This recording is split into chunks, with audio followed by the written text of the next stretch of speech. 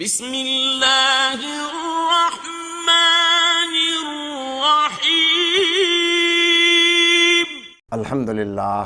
الحمدللہ نحمدہ ونستعینہ ونستغفرہ ونؤمن بہ ونتوکل علیہ۔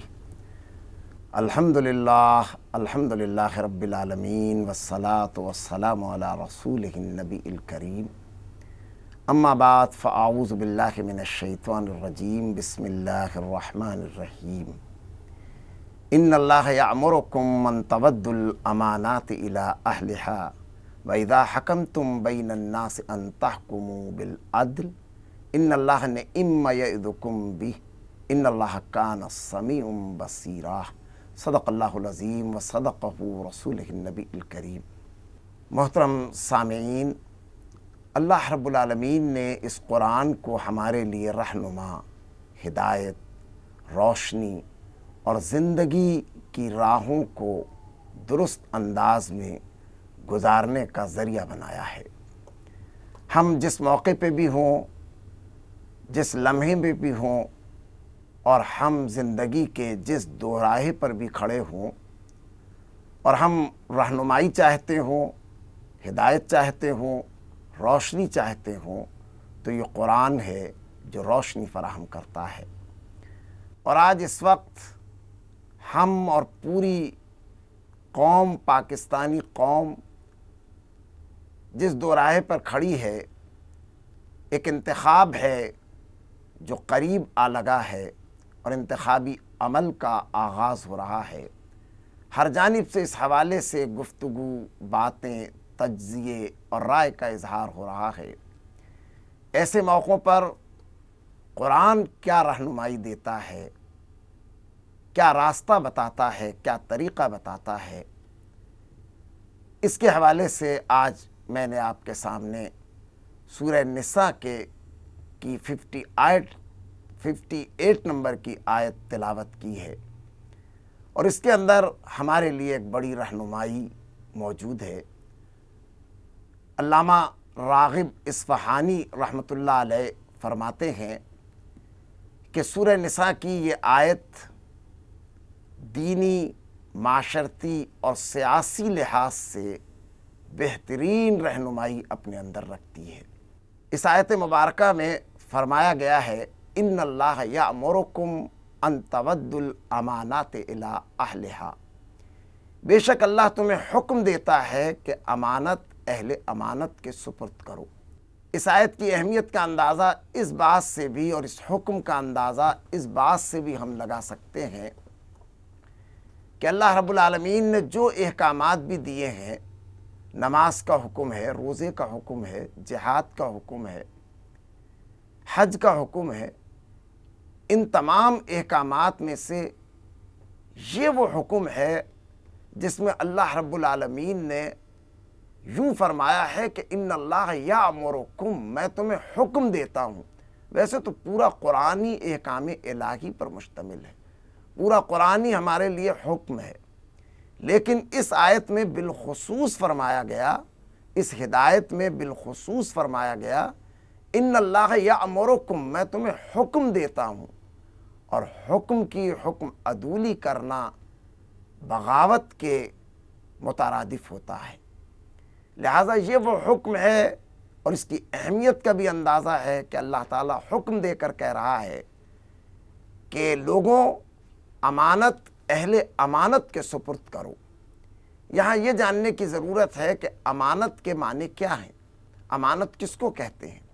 دراصل ہر وہ چیز، اللہ کی ہر وہ نعمت جو اللہ رب العالمین نے ہمیں عطا کی ہے، یا انسانوں میں سے دوسرے انسان جو چیزیں لوگوں کو دیتے ہیں، دوسرے لفظوں میں جو چیز ہماری نہیں ہے لیکن ہمیں برتنے کے لیے، استعمال کرنے کے لیے، حفاظت کے لیے دی گئی ہے، وہ دراصل امانت ہے۔ اور یہاں پر یہی حکم دیا گیا ہے کہ ایسی تمام امانتیں اہل امانتوں کے سپرد کرو۔ تو اس حوالے سے سب سے اہم ترین، سب سے بڑی امانت جو اللہ رب العالمین نے ہمیں عطا کی ہے، جو اللہ کی رحمت اور اس کی نعمت ہے، وہ امانت یہ ہے کہ اللہ رب العالمین نے ہم انسانوں کو اختیار کی آزادی دے کر پیدا کیا ہے۔ اللہ رب العالمین کی یہ بہت بڑی امانت ہے کہ اللہ نے ہمیں سوچنے، سمجھنے اور اظہار رائے کی آزادی دے کر پیدا کیا ہے۔ اللہ رب العالمین نے ہم میں سے ہر انسان کو حاکم بنایا ہے اور ہر انسان کو بااختیار بنایا ہے، اور یہی نہیں بلکہ پوری تمام مخلوقات میں سے صرف دو ہی مخلوق ہیں، ایک انسان اور ایک جن، جن کو اللہ رب العالمین نے بولنے کی صلاحیت عطا کی، جن کو اللہ تعالیٰ نے ایک بااختیار مخلوق بنایا۔ بلکہ انسانوں کے بارے میں تو اللہ رب العالمین نے فرمایا سورہ بقرہ میں آیت نمبر 30، وَإِذْ قَالَ رَبُّكَ لِلْمَلَائِكَةِ إِنِّي جَاعِلٌ فِي الْأَرْضِ خلیفہ، اور جب اللہ تعالیٰ نے فرشتوں سے کہا کہ میں زمین پر ایک خلیفہ بنانے والا ہوں، گویا کہ اللہ رب العالمین نے ہمیں زمین کی خلافت دے کر بھیجا ہے۔ اللہ رب العالمین نے خلافت ارضی پر معمور کر کے انسانوں کو بھیجا ہے، اور ہم میں سے ہر انسان زمین پر اللہ کا نائب اور خلیفہ ہے، اور یہ خلافت اور امامت کی ذمہ داری ہر ایک کے اوپر ہے، اور ہم اپنی ذات میں آزاد ہیں، خود مختار ہیں۔ لیکن جہاں یہ ساری خود مختاری کی نعمت اللہ رب العالمین نے عطا کی ہے، وہیں اللہ رب العالمین نے انسانوں کو یہ حکم بھی دیا ہے کہ تم باہم مل جل کر رہو۔ پورا دین دین اجتماعیت ہے، اسلام ایک اجتماعی دین ہے۔ وہ کہتا ہے کہ لوگ باہم مل جل کر رہیں، معاشرہ بنا کر رہیں، اتحاد اور اتفاق کے ساتھ رہیں۔ اور اجتماعیت کے لیے، مل جل کر رہنے کے لیے اس بات کی بھی ضرورت ہوتی ہے کہ اگر ہر ایک حاکم بن کے، ہر ایک بااختیار بن کر زندہ رہے گا تو کوئی معاشرہ، مستحکم معاشرہ قائم نہیں ہو سکتا۔ اس کے لیے ضرورت ہے اس بات کی کہ آدمی اپنے اس اختیار کو، اپنے اس حق حکمرانی کو، اپنی اس نیابت اور خلافت جو اللہ تعالیٰ نے دی ہے، اس کو کسی کے سپرد کرنا ہوگا، کسی کے حوالے کرنا ہوگا۔ گویا کہ اپنا اختیار لوگوں کو دینا ہوگا، اور اس کے بغیر کوئی اجتماعیت قائم نہیں ہو سکتی۔ اس لیے اس اختیار کو اور اس حق حکمرانی کو دینے کا نام دینا بھی ایک امانت ہے، اور اللہ تعالیٰ یہاں پر یہ فرما رہا ہے ان اللہ یامرکم ان تودوا الامانات۔ یہ جو اقتدار، یہ جو حکمرانی، یہ جو اختیارات ہیں، یہ خود اللہ کی دی ہوئی ایک نعمت ہے اور اللہ کی دی ہوئی ایک امانت ہے، اور اس امانت کو، اس اختیار کو، اس اقتدار کو ان لوگوں کے حوالے کرنے کا حکم ہے جو اس کا بار گراں اٹھانے کی سکت بھی رکھتے ہوں اور احساس ذمہ داری بھی رکھتے ہوں۔ اور یہی وہ چیز ہے جو اللہ کے رسول صلی اللہ علیہ وآلہ وسلم نے بھی فرمایا، کلکم راع وکلکم مسئول عن الرعیہ۔ تم میں سے ہر ایک حکمران ہے، تم میں سے ہر ایک حکمران ہے، کلکم راع وکلکم مسئول، اور ہر ایک سے اس کی رعیت کے بارے میں سوال ہوگا۔ گویا کہ ہم میں سے ہر ایک حکمران ہے، اور یہی حق حکمرانی ہم کسی ایک فرد کے حوالے کرتے ہیں تب یہ نظام زندگی چلتا ہے، اور اسی حق حکمرانی، اقتدار اور خلافت کے لیے کیسے یہ حق حکمرانی کسی کے حوالے کریں، اس کا طریقہ بیعت کا طریقہ ہے۔ یہ حق حکمرانی، یہ خلیفہ بیعت کے ذریعے سے بنتا ہے اسلام کے اندر، اور بیعت اپنی آزادانہ رائے کی بنیاد کے اوپر دی جاتی ہے۔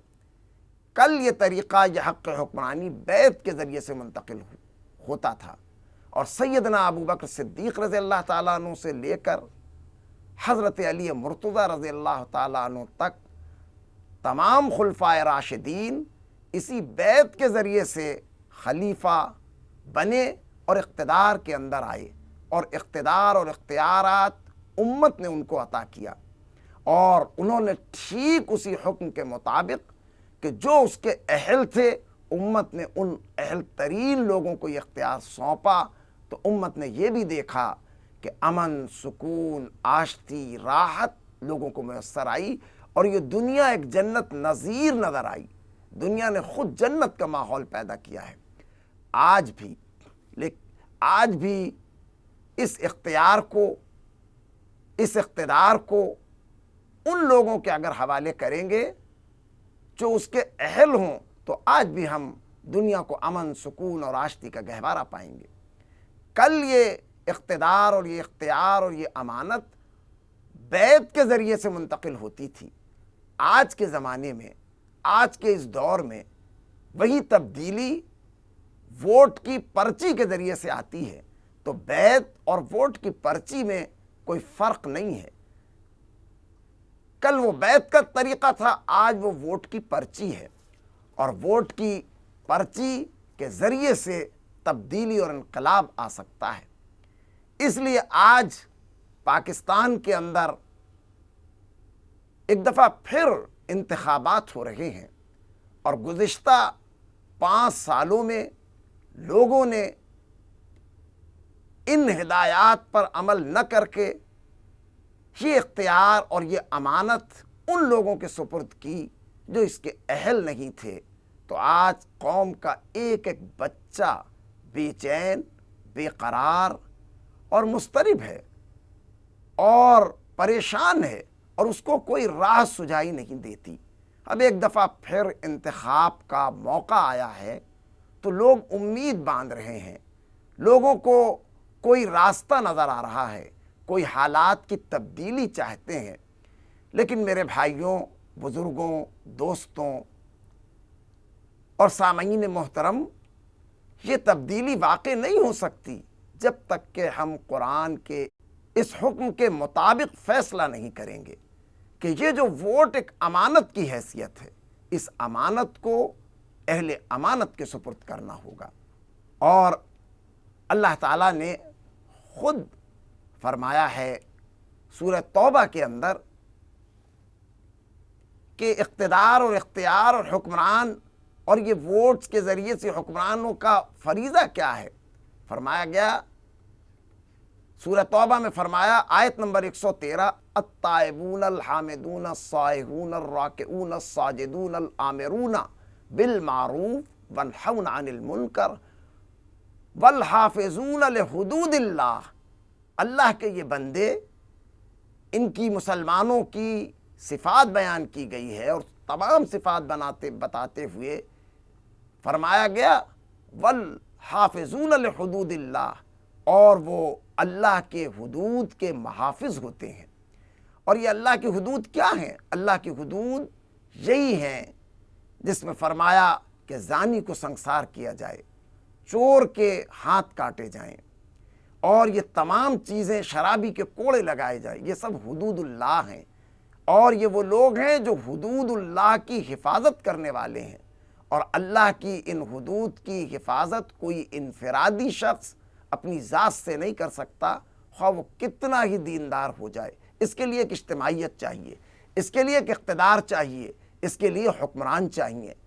وہ حکمران اس ووٹ کی پرچی سے آج کے دور میں آ سکتے ہیں اور تبدیلی لا سکتے ہیں۔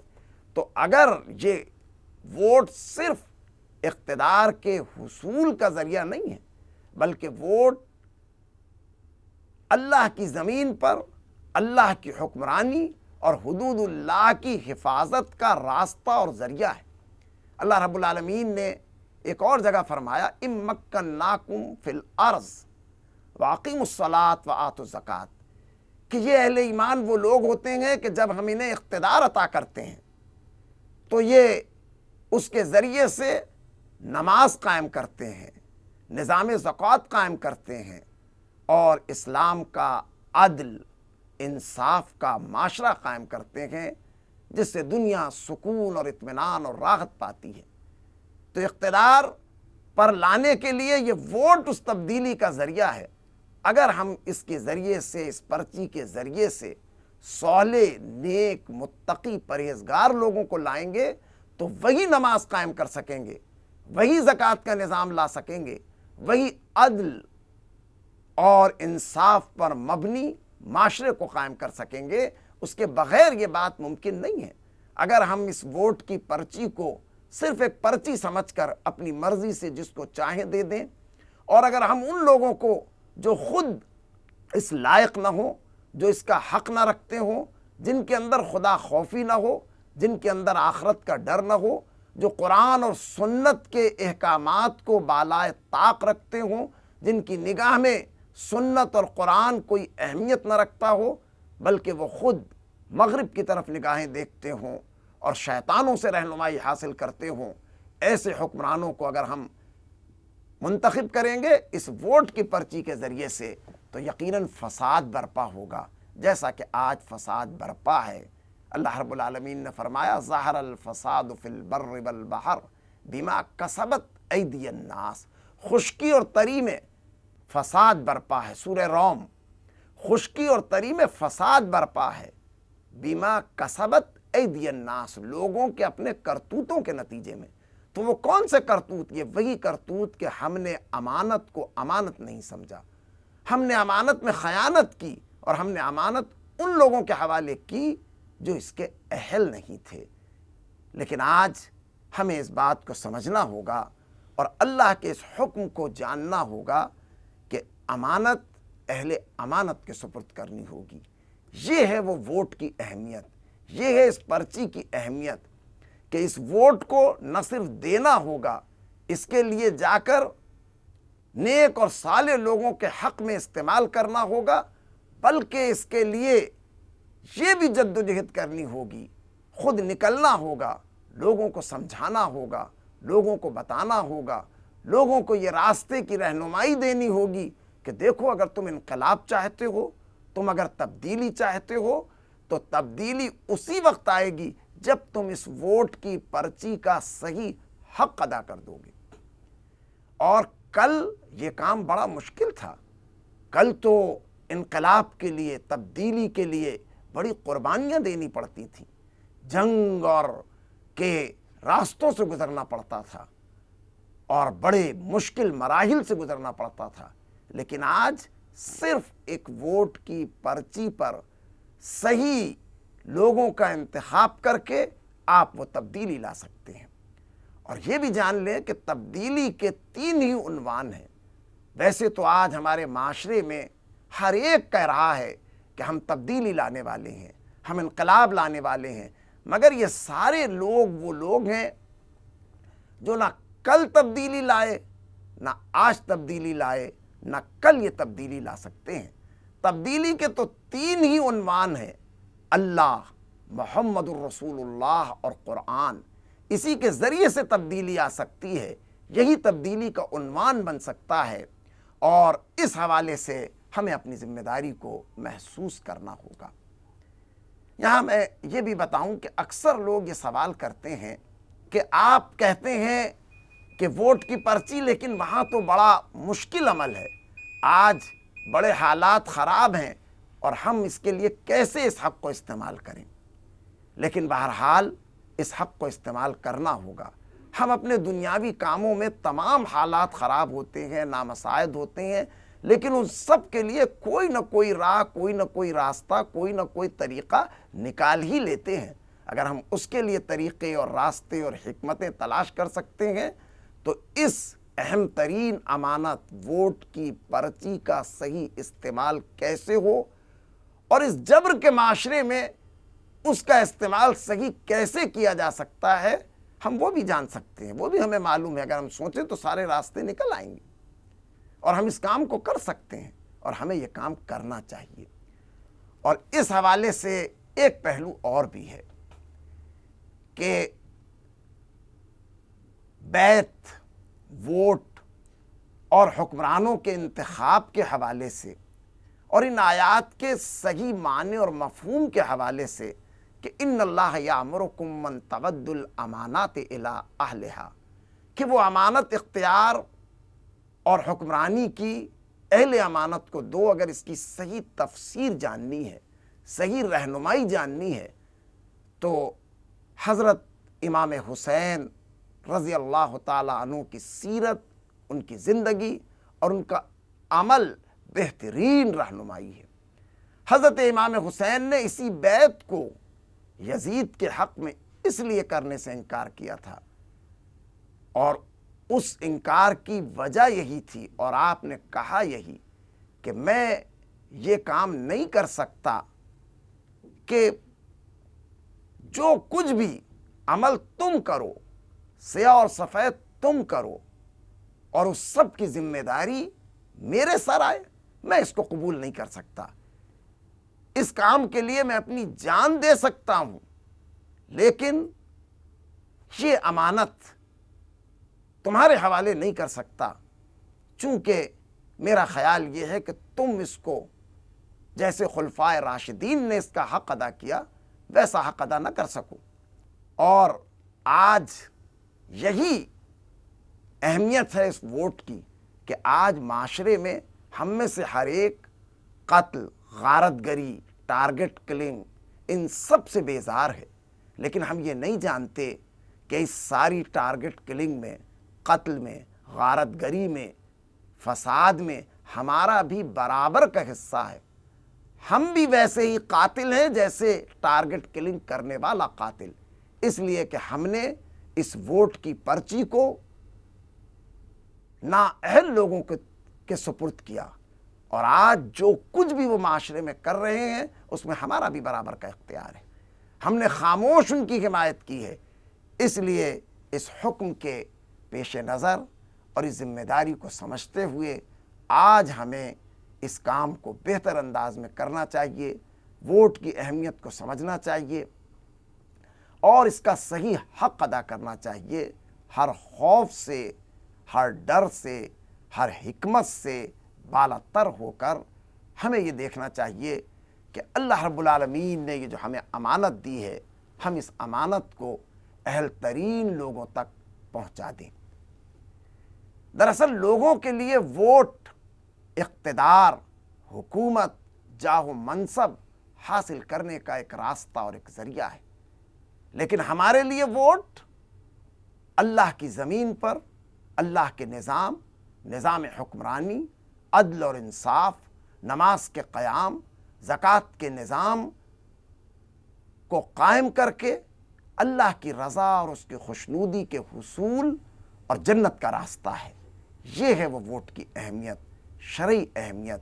اگر ہم اس اہمیت کو سمجھیں گے اور اس پرچی کو صرف ایک پرچی سمجھ کر غلط لوگوں کو نہیں دیں گے اور گھروں میں نہیں بیٹھے رہیں گے، جتنے لوگ بھی گھر میں بیٹھے رہ جائیں گے گویا کہ وہ خاموشی سے اسی نظام باطل کا ساتھ دینے والے ہوں گے، حق کا ساتھ دینے والے نہیں ہوں گے۔ اس لیے آئیے حق کا ساتھ دیجئے۔ اللہ نے ایک دفعہ پھر یہ موقع دیا ہے تبدیلی کا، حالات کے بدلنے کا، ماحول کے بدلنے کا، اور الحمدللہ اب تو پوری قوم ہر بات کو جانتی ہے۔ ہمارے میڈیا نے بھی بڑا کام کیا ہے، سیاہ اور سفید سب کچھ کھول کر رکھ دیا ہے۔ اب سمجھنا، جاننا، فیصلہ کرنا کوئی مشکل عمل نہیں ہے۔ آئیے فیصلہ کیجئے اور قرآن کے اس حکم کو پیش نظر رکھتے ہوئے کہ اللہ رب العالمین آپ سے کہہ رہا ہے، ان اللہ یأمرکم، میں تمہیں حکم دیتا ہوں، ان تودوا الامانات الی اہلہا، کہ اپنی امانت اہل امانت کے سپرد کرو۔ اللہ رب العالمین پوری قوم کو اس کی توفیق دے تو انشاءاللہ وہ صبح ہم دیکھیں گے جو راحت و سکون کی صبح ہوگی۔ وآخر دعوانا ان الحمد للہ رب العالمین۔